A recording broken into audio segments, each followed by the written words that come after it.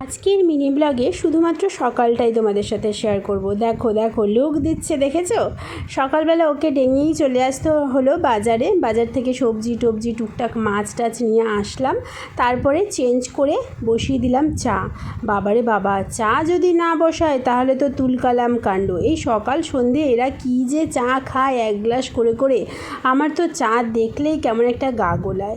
অনেকেই তোমরা হয়তো আমার ওপর তেড়ে আসবে, যাই হোক বাবা, মার খেতে চাই না। চা হয়ে গেল, আর তার ফাঁকেই দেখিয়ে দিলাম তোমাদের কি মাছ এনেছি, কারণ মাছ বাজারটা তোমাদের দেখানো হয়নি। এইবারে আজকে আমার বরের একটা পছন্দের ব্রেকফাস্ট বানাবো, সেটা হচ্ছে ডিম পাউরুটি।